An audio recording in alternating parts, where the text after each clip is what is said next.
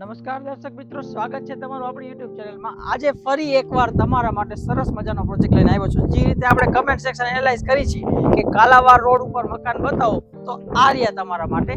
સાંજા ચૂલા હોટલની પાછળ મકાન બતાવો તો આ રહ્યા તમારા માટે। અને ત્યાં પણ બજેટ સેક્શનમાં કંઈક સારું એવું ટેનામેન્ટ બતાવો તો પણ આ રહ્યા તમારા માટે। તો આવતા રહ્યો આજના આ વિડીયોમાં સરસ મજાના એલિવેશન સેક્શનના 1, 2 ને 3 નાના નાના ટેનામેન્ટ બનાવવામાં આવેલા છે કે જે 71 વાર એટલે આપણે લગભગ વાર જગ્યામાં બનાવવામાં આવેલા છે। તો એનું આખું ડિટેલમાં માહિતી કે અંદર કઈ રીતનું બાંધકામ છે, શું શું સુવિધા આપેલી છે એ જાણવા માટે મારી સાથે વિડીયોમાં એન્ડ સુધી જોડાયેલા રહેજો। ચાલો તો આપણા આજના 72 વારના ટેનામેન્ટમાં આપણે 12.5 નો ફ્રન્ટ મળે છે અને 55 ની ઊંડાઈ સાથે આ પ્રોજેક્ટ જોવા મળે છે। જેમાંનું તમારું પાર્કિંગ એરિયા કંઈક આ રીતનું રહેશે। હાફ રહ્યું ને એટલે અડધું કવર્ડ આવશે અને અડધું ઓપન આવશે અને આરામથી તમારી નાનકડી ગાડી કેમ કે અલ્ટો ટાઈપની ગાડી આ પાર્કિંગમાં આરામથી પાર્ક થઈ જશે। આ બાજુ 250 ફૂટનો બોર અને 5 થી 6000 લીટરનો અંડર વોટર ટેન્ક તમને જોવા મળે છે। પ્લસમાં આ બાજુ નાનકડો વોશ એરિયા ડિઝાઇન કરવામાં આવેલો છે અને મીટર રૂમની જગ્યા અહીંયા આપવામાં આવેલી છે। મેઇન ડોર થી એન્ટર થતાની સાથે આ સાઈઝમાં તમને અહીંયા લિવિંગ એરિયા જોવા મળે છે। આમ જોવો તો રો હાઉસના કોન્સેપ્ટમાં જ આખું બનાવેલું છે। એઝ પર તમે જોવો તો લિવિંગ એરિયા સામે ટીવી યુનિટ માટે જગ્યા પીઓપી બનાવી આપેલી છે અને બંગલોમાં લાપી અને અસ્તર કરી આપવામાં આવ્યું છે। કલર નહીં તમારે કરાવવાનો રહેશે, ખાલી ચેન્જ થાય છે તો એ ચેન્જ થાય છે લોકેશન। કાલાવાડ રોડ ટચનો પ્રોજેક્ટ છે। બાકી બધી વસ્તુમાં એલિવેશન એ થોડું ફરે છે, બાકી બધી વસ્તુ રો હાઉસના કોન્સેપ્ટમાં જ આવે છે। Same as it is L શેપમાં તમારો પ્લેટફોર્મ રહેશે। કિચનની સ્પેસ સારી એવી રાખવામાં આવેલી છે કે આખું કિચન તમને આ રીતે ટાઇલ્સમાં જોવા મળી જશે।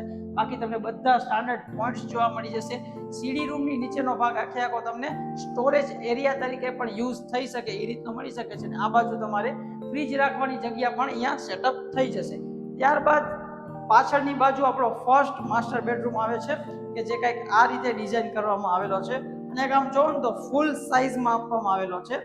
એ સાઇઝ હું તમને એવું હશે તો મેન્શન કરાવી દઈશ અને બાકી આ સાઇઝમાં room with attach toilet bathroom ને ઓલ સ્ટાન્ડર્ડ ફિટિંગ સાથેનું તમને આમાં જોવા મળી જશે।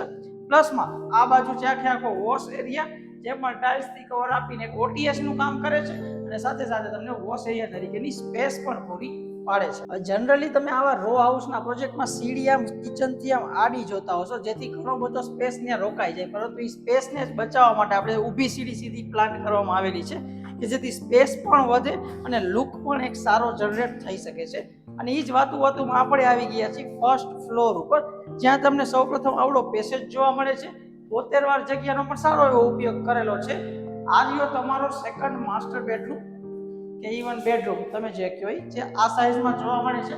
કબટ એરિયાની બધું તમારે ડિઝાઇન કરાવવાનું રહેશે। પ્લસ અહીંયા રહેશે તમારું સેકન્ડ અટેચ ટોયલેટ બાથરૂમ। પ્લસમાં હવે આપણે લાસ્ટ અને ત્રીજો એટલે 3 BHK નો પ્લાન છે તો 3 જ બેડરૂમ હોય તો ત્રીજો bedroom as it is row હાઉસની જેમ સામે ડિઝાઇન કરવામાં આવ્યું છે। જો આમ સાઇઝ ને એ સારી ડિઝાઇન કરો મતલબ સારી રીતે સ્પેસ આપવામાં આવેલી છે। તમારો બેડ રાખશો, કબટ ડિઝાઇન કરશો તો પણ સારી જગ્યા વધશે। એમ બાજુમાં ત્રીજા અટેચ ટોયલેટ બાથરૂમમાં તમે પહોંચી ગયા અને આ રહેશે તમારી નાનકડી એવી સિટિંગ પ્રોચ કે જે તમને આ રીતના કંઈક બ્રિક્સના એલિવેશનમાં જોવા મળે છે। ને આ બાજુ જે થોડી સ્પેસ આપવામાં આવેલી છે ત્યાં તમે થોડું પ્લાન્ટેશનનું એનું પણ વર્ક કરાવી શકો છો। હવે ટેરેસ ઉપર જઈ થોડો એરિયા વિશેનો વ્યૂ અને થોડીક તમને પ્રાઇસ વિશેની માહિતી આપી દઉં જે આપણી જૂની રીત હતી, પછી આપણે વિડીયોની સમાપ્તિ કરીએ। તો ચાલો ઉપર। તો આ આપણી પાછળની બાજુની ટેરેસ છે ને ઈસ્ટ વેસ્ટ આપણો આખો પ્રોજેક્ટ ઓપન આપવામાં આવ્યો છે। તો હવા ઉજાસ તમે જોઈ શકો છો, મારા વાળ ઉડે છે સરસ મજાનો હવા ઉજાસ આપણે ઈસ્ટ વેસ્ટ સાઈડ બે બાજુ મળી રહે છે। હવે એરિયા વિશેની વાત કરું તો જો તમને બધી માહિતી આપી દઉં તો તમે ડાયરેક્ટ પહોંચી જશો, પણ એવું શું કામ કરું છું? હું કાંઈ તમારી પાસેથી બ્રોકરેજ ચાર્જ લઉં છું, તમારી પાસેથી કાંઈ ફીસ લઉં છું, કે તમારી પાસેથી કાંઈ ઉછીના લઉં કે તમે ડાયરેક્ટ પહોંચવા ટ્રાય કરો છો? તોય હું તમને એરિયા વિશેની માહિતી આપી દઉં છું। સામે જે દેખાય છે એ છે માધવ મહેલ, આ બાજુ આખું ફોર્ચ્યુન ડેકોરા ને એ બધું છે। અહીંયા સાંજા ચૂલા આવીને આખો એરિયો નવો ડેવલપ થાય છે, ઘણું બધું બાંધકામ આ બાજુ જોવા મળે છે। એ બાજુ જ આપણો આજનો પ્રોજેક્ટ આવેલો છે, પરંતુ તોય આટલી એરિયા વિશેની માહિતી આપી નીચે નંબર આપું છું, નંબર પર કોન્ટેક્ટ કરીને આવજો। કારણ કે તમે આવશો ને બિલ્ડર કે કોઈ નહીં હોય તો શું કરશો? ધક્કો ખાશે ને? ધક્કો ખવાય તો ન ખવાય, શું કામ? કારણ કે તમે આપણી સાથે જોડાયેલા છો।